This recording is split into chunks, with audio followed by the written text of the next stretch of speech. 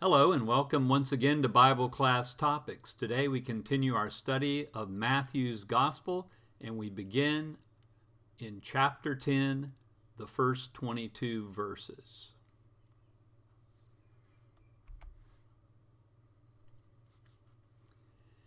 Here's the outline of our study.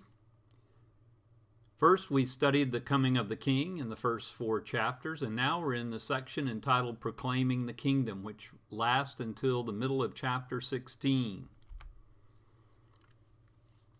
Under the heading of Proclaiming the Kingdom, we've already looked at the beginning of the Galilean ministry, the Sermon on the Mount, miracles of healing, and now we're in the section entitled Sending Forth the 12. Under this heading, we've already talked about the divine compassion and the waiting harvest in the end of chapter 9, and now we begin chapter 10, in which we're going to take a look at the messengers of the King, the making of the messengers, the commission of the messengers, the words and works of the messengers, the equipment of the messengers, the conduct of the messengers. The King will challenge his messengers. The King is honest with his messengers, and why the messengers would be persecuted. Before we go any further, though, let's read the first 22 verses. And he called to him his 12 disciples and gave them authority over unclean spirits to cast them out and to heal every disease and every affliction.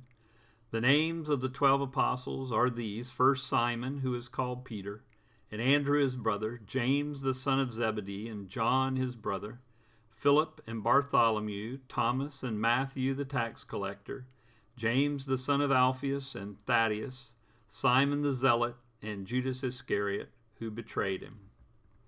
These 12 Jesus sent out, instructing them, "Go nowhere among the Gentiles and enter no towns of the Samaritans, but go rather to the lost sheep of the house of Israel, and proclaim as you go, saying, the kingdom of heaven is at hand. Heal the sick, raise the dead, cleanse lepers, cast out demons. You received without paying, give without pay. Acquire no gold or silver or copper for your belts, no bag for your journey, or 2 tunics, or sandals, or a staff, for the laborer deserves his food. In whatever town or village you enter, find out who is worthy in it, and stay there until you depart. As you enter the house, greet it. And if the house is worthy, let your peace come upon it. But if it is not worthy, let your peace return to you. And if anyone will not receive you or listen to your words, shake off the dust from your feet when you leave that house or town. Truly I say to you, it will be more bearable on the day of judgment for the land of Sodom and Gomorrah than for that town. Behold, I am sending you out as sheep in the midst of wolves, so be wise as serpents and innocent as doves. Beware of men, for they will deliver you over to courts and flog you in their synagogues, and you will be dragged before governors and kings for my sake, to bear witness before them and the Gentiles. While they deliver you over, do not be anxious how you are to speak or what you are to say, for what you are to say will be given to you in that hour. For it is not you who speak, but the Spirit of your Father speaking through you. Brother will deliver brother over to death, and father his child, and children will raise up against parents and have them put to death. And you will be hated by all for my name's sake, but the one who endures to the end will be saved."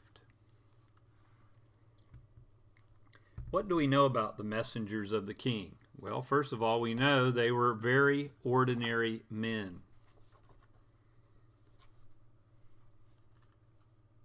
They were purposefully chosen from among the common folk. Jesus had the power to see not only what a man is, but what he can make of a man. And he takes from us where we are and uses us with what we have for greatness. They were ordinary men, but they were an extraordinary mixture of men. Matthew, the tax collector, compared to Simon the zealot, see Luke 6:16. The traitor and the patriot, If two men who naturally hate each other come to love Christ, then they can come to love one another. True Christianity will bring men together. It won't put them asunder. For your further study, you might want to go out and find out why there were 12 apostles in the first place. Though we don't know much about these men, we do know much about their work and the fact that they completed appropriately and stood as pillars in the church then and in the holy city to come. See Revelation 21 and 14. If we use the three accounts of Mark, Luke, and Matthew, we can learn some things about these men. First of all, we can learn from Luke 6:13 that Jesus chose these men. Jesus searched the crowds that followed him. He looked closely at his core followers, and he picked these 12 men. So he chose them, and then he called them. He offered them work to do, but he did not compel them to do it. From Mark 3:14, we see that he appointed them, just as a king appoints his ministers, like a general allocating tasks out to his subordinates. Where did he appoint them from? He appointed them from among the disciples. The word disciple means learner, and Jesus needs people willing to learn with open minds and open hearts, willing to learn more about him and his way every day. In Mark 3:14, we see that they were chosen to be with him. Before they could take his word into the world, they had to learn in his very presence. We see from Mark 3:14 and Luke 6:13 that they were called to be apostles, one who is sent out as an envoy or an ambassador. They were his ambassadors. And they were called to be heralds of Christ. They were not meant to bring men their own opinions. They were only allowed to bring the divine certainties of Christ and God his Father. It is most likely that they were sent out in pairs. You can look at other passages such as Mark 6:7, Luke 10:1, Ecclesiastes 4:9 and following, Matthew 18:16, and Deuteronomy 19:15 to see more about this traveling and working in pairs. Feel free to pause the video and search those scriptures for yourself. It's interesting that Peter always appears first in the apostolic list. However, this does not mean he was the preeminent apostle, but it does reflect that he was indeed a prominent apostle.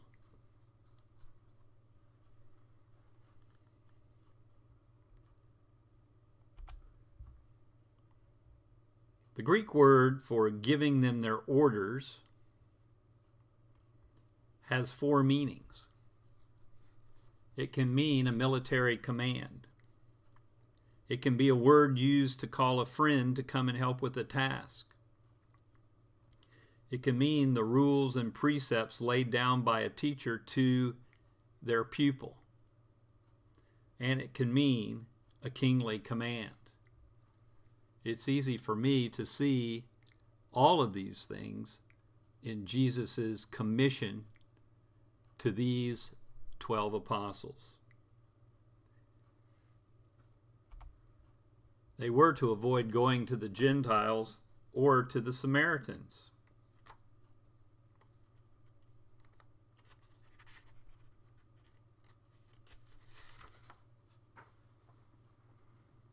The question is, was this a permanent command? We will see in Matthew 28:19 and 20, Jesus will tell the apostles to go into all the world and preach the gospel to every creature. So no, this was not a permanent command. And therefore, most commentators call this commission of Matthew chapter 10 the limited commission. Why this limited commission? Well, first of all, the Jews had first dibs. They were to go to the Jews first because the Jews were God's chosen people. Secondly, the 12 were in no way equipped to preach to the Gentiles at this time. They did not have the knowledge, the background, or even the technique. It would take a man like Paul to bring the gospel to the Gentiles. Jesus knew that his forces needed to be brought against a small area, not diffused over a large area. And as we have already learned, Galilee was the perfect place for this, we'll call it, shakedown cruise of the teaching and preaching of the gospel message.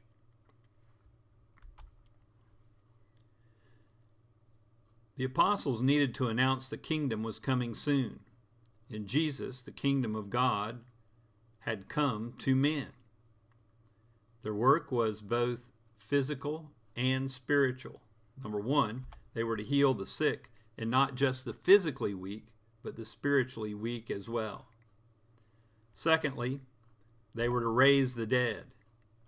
And a man can be dead in sin. Through Jesus, a man can be raised to walk in a new life. They were to cleanse lepers. Some men have leprosy of the mind and heart. Jesus cleanses our sinful hearts with his divine purity. And they were to cast out demons. A man demon-possessed did not have mastery of his own self. Jesus has come not only to cancel sin, but to break the power of the canceled sin.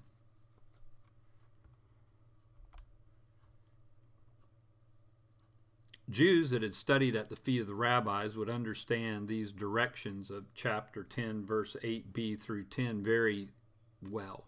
A rabbi could only accept payment for teaching a child. Otherwise, he was forbidden from taking anything for his work. If a man possesses a precious secret and charges a fee for sharing it, spiritually he is shirking his duty. When entering the temple to worship, a man was expected to lay aside all of his possessions. Jesus was instructing them to treat everyone and everywhere they went as if they were in the temple of God. The worthy workman will be clothed, fed, and allowed a place to sleep. The question is, are these the rules for preachers and missionaries even today?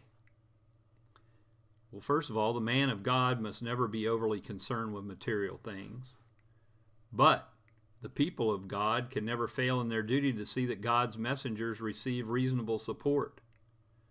The teacher and the people are equally obligated.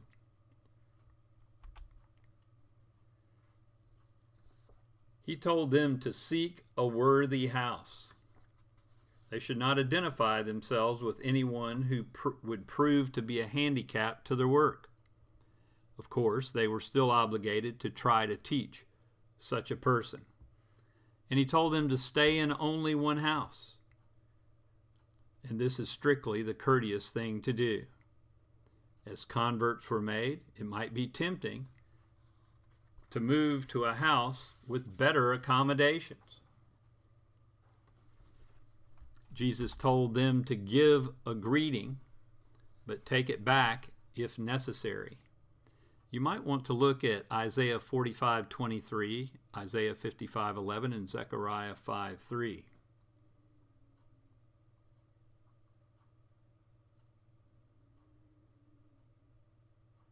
In the East, the spoken word takes on an almost material existence. It can be given and it can be retrieved if the recipient is deemed unworthy.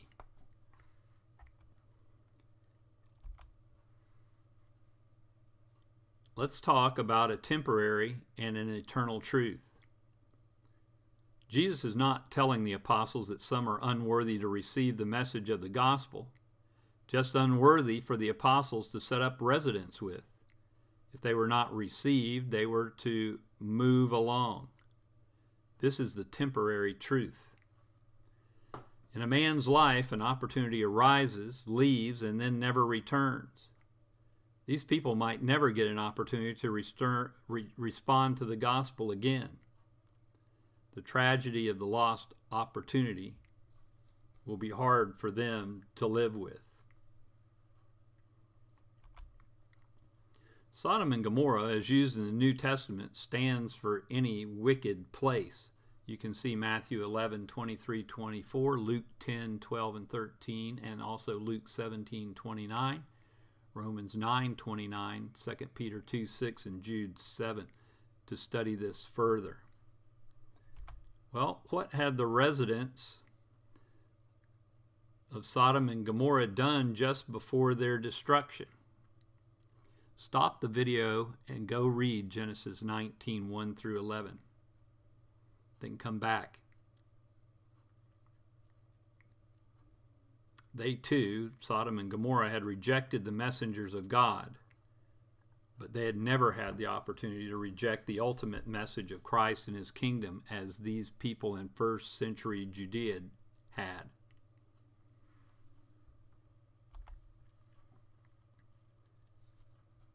This is probably another of Matthew's compilations of the sayings of Jesus. Note the reference to the Gentiles when earlier he forbade them from going to the Gentiles. These warnings are ones that were appropriate at the beginning of their ministry, but also warnings that they should heed even after Christ had ascended back to heaven. It was true in Jewish thought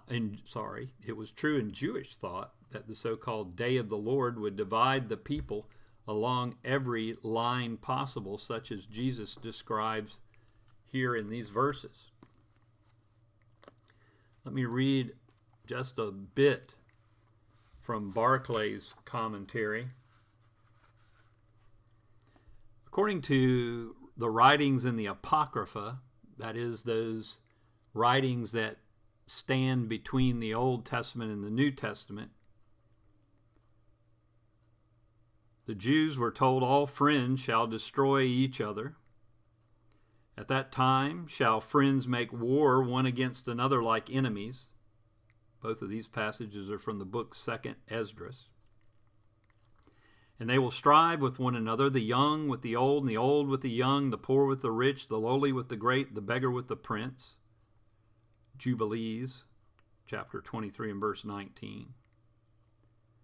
And they will hate one another and provoke one another to fight, and the mean will rule over the honorable, and those of low degree shall be extolled above the famous, according to the Apocalypse of Baruch.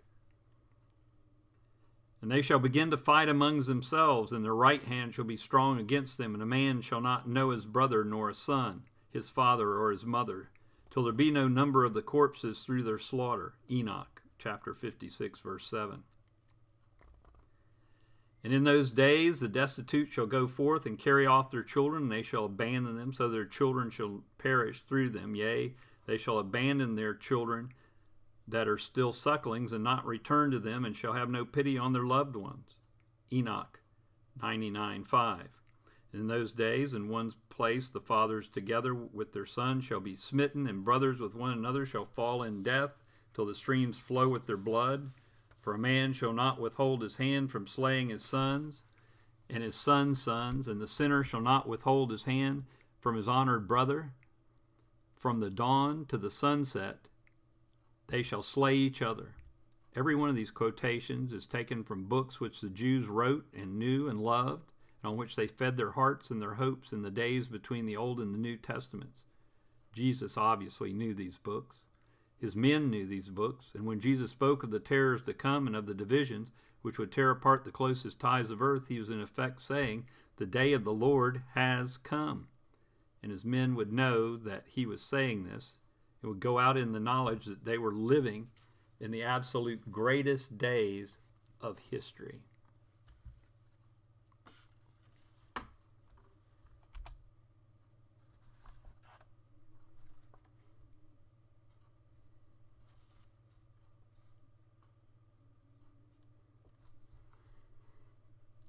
The world's way is to paint as rosy a picture as possible for its prospective employees. They can find out the bad stuff after they've been hired. The church must remember that we never attract the true hearts to Christ by portraying Christianity as the easy way. Jesus offered his men 3 kinds of trial. 1, the state would persecute them. The Holy Spirit would tell them what to say to these rulers. For example, remember Moses in Exodus 4:12. These men were more concerned that they might misspeak the truth than being punished for bringing it forth. Another trial would come from the synagogues. They'd be persecuted there. Why? Congregations do not like to be upset or disturbed, and neither would the Jewish synagogues. Meanwhile, their own families would persecute them. One of the hardest obstacles to becoming and remaining a Christian is pressure from unbelievers among our nearest and our dearest.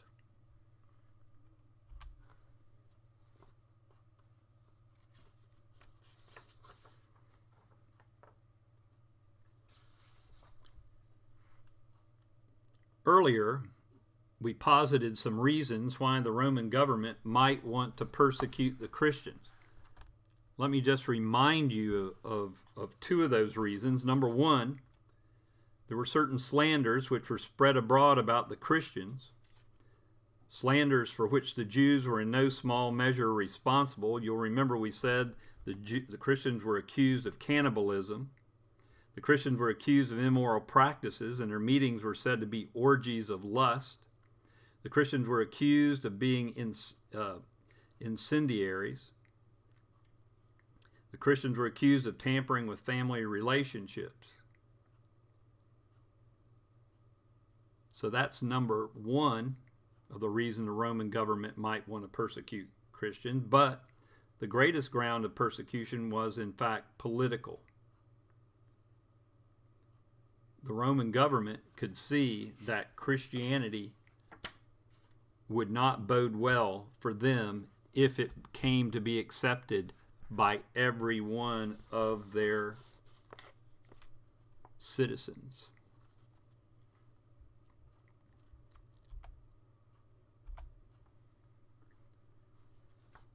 These slanders of cannibalism, immorality, and disloyal citizens, did the unbelievers really believe these charges?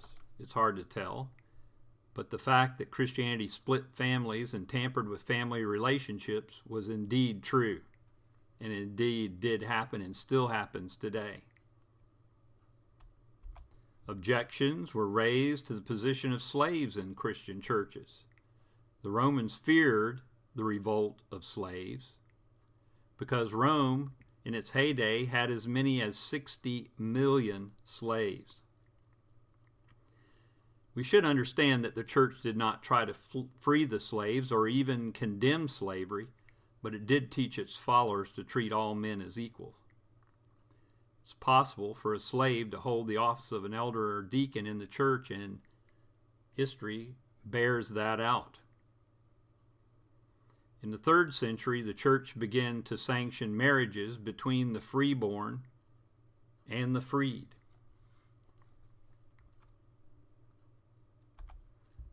Christianity affected certain vested interests within the heathen and Jewish religions. You might want to look at Acts chapter 19, verses 24 through 27 to see an example of that. Pliny was the governor of Bithynia in the reign of Trajan, and in a letter to the emperor, his letters, chapter 10, verse 96, he tells how he had taken steps to check the rapid growth of Christianity so that the temples, which had been deserted, now began to be frequented. The sacred festivals, after a long intermission, are revived, while there is a general demand for sacrificial animals, which for some time past has met with few purchasers. It's clear that the spread of Christianity meant the abolition of certain trades and activities, and those who lost their trade and lost their money not unnaturally resented it. Christianity preaches a view of man which no totalitarian state can accept. Christianity deliberately aims to obliterate certain trades and professions and ways of making money, and it still does today. And therefore, the Christian is still liable to persecution for his very faith. Before we quit for this lesson, we want to talk about this for just a moment. Is persecution actually good for the church?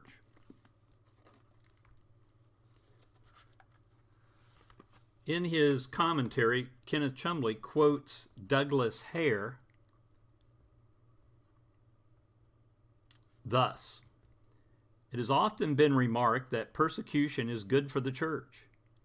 When not beleaguered by outside pressure, the church tends to slip into a comfortable religiosity that takes all too lightly its commitment to God and God's purposes for this planet. While the continuing increase of secularism in Christendom, the day may come when Western Christians will experience the hostility that is now the common lot of Christians in many parts of Africa and Asia. As we prepare for such an eventuality, we must remind ourselves that it is our risen Lord who sends us into the encounter with hostility. He suffered himself and left us an example that we should follow in his footsteps. See 1 Peter 2:21. Well, that's all the time we have for this lesson. I sure appreciate you watching and following along with the notes. Next time we'll continue and conclude the notes on Matthew chapter 10. Until then, may God bless.